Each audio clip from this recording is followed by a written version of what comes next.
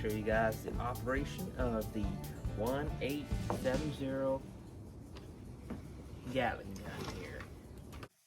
Alright, for assembly, the whole Gatling gun will be together, and all you do is install the legs. So, pick the thing up, install a leg, like so, balance it on that one leg, then you can install the front one or the next one, no particular order, like so, and then your last leg goes in like so, and that's it. And you just put your pins in.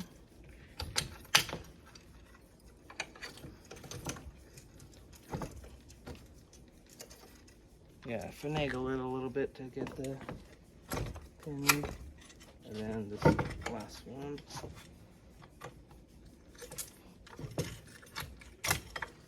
All right, and that's it. You're assembled. Less than a minute.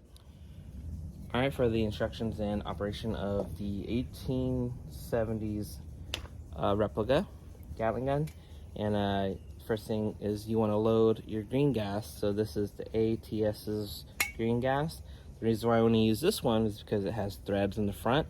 And one thing is that I think there was like a manufacturer issue and they drilled out this too much and the inside of the fill nozzle here. So they gave me a bunch of these O-rings, actually 6 of these little tiny O-rings.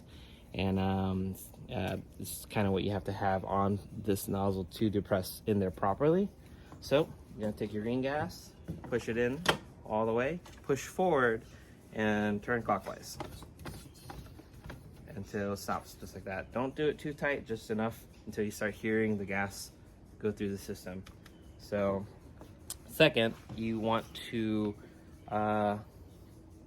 fill the magazine, the tube right here. So all you do is grab the front here and rotate the nut here.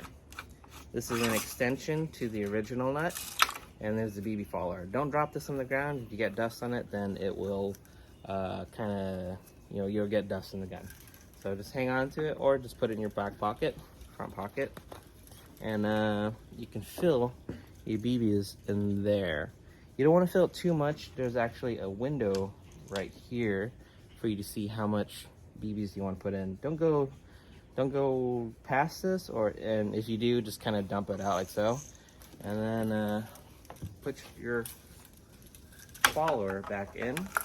Sometimes this might get misaligned just because the inherent system's design. So all you do is just move the barrels over or up or down, whatever it needs, and then you'll be able to feed this in. So twist it in place, and then not too tight again, and that's it. Now your battery. I mounted the battery right here. It's glued in place. It's a 1,450 milliamp battery, so it'll last a while. I'm gonna charge it before we leave. I'm also going to charge the tracer units. Oh, before the battery, to turn on the tracer units, all you do is push the buttons that are on the front here, and it'll flash, and that's it. Push all 4 buttons. These things have a auto shut off of 20 minutes and a runtime of, like, I don't know, all day. Then what else? The battery. The final thing you want to do is plug the battery in right here. There's DIN connectors on the side, and just plug it in like so. That's it. So this thing's hot, ready to go. There's no safety, and that's pretty much it. All you have to do is actually just push down on this lever and it'll fire. You can continuously rotate it, and right now I have it skipping, so all I have to do is twist this Allen key here, and that will tighten the cam that I have in here that depresses onto the original trigger on the bottom here. So this is a cam gear, or not a cam gear, a cam that's attached to the shaft of the crank. and it pushes right onto the original trigger. You can see that red right there. And that's it. That's how you operate and use this thing. So once you're done, just make sure you point it down so does no one sits here and like accidentally fires it.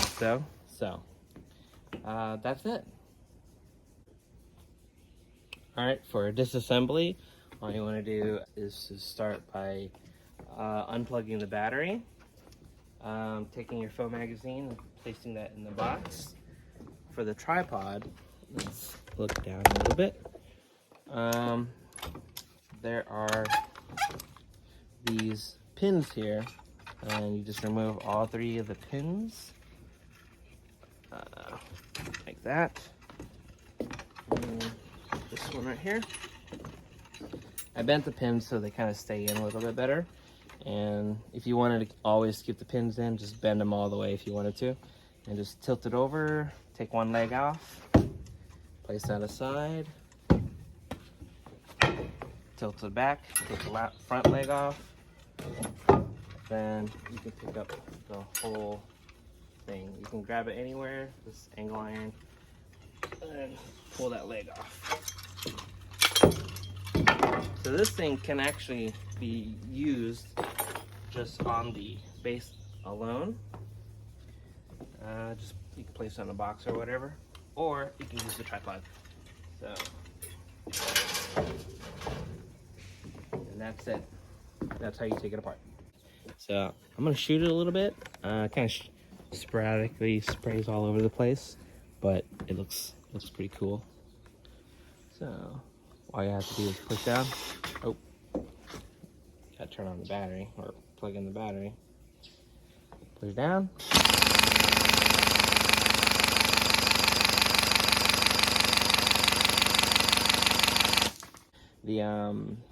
The crank will actually hit the tripod mount if you're at a certain angle, so you can just kind of stand to the side and crank it all without interference. And what else?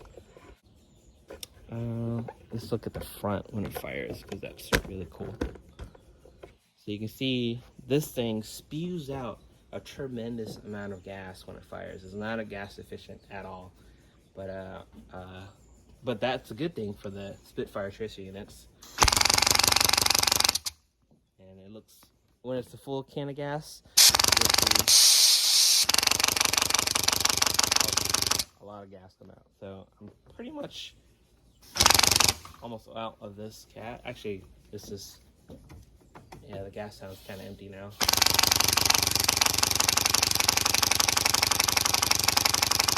So you know you're out when it starts stuttering when it fires. It'll still fire, but you can hear it skip.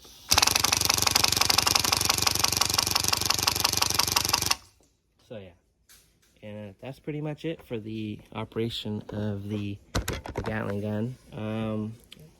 It's a little bit more safety. Again, keep the thing pointed down, and also keep your fingers and hands clear of this, because this thing kind of spins pretty fast, and I don't think it'll be very pleasant to keep your hand, get your hand in there. I don't think it will like hurt anything. I think that can actually, you can probably stop it if you wanted to, but just stay away from the crank and keep this thing pointed down. And when you're not using it, unplug it, because if it's unplugged, it won't fire. It just has gas in there. But yeah, guys, thanks for watching. Hope you guys like it. Peace out.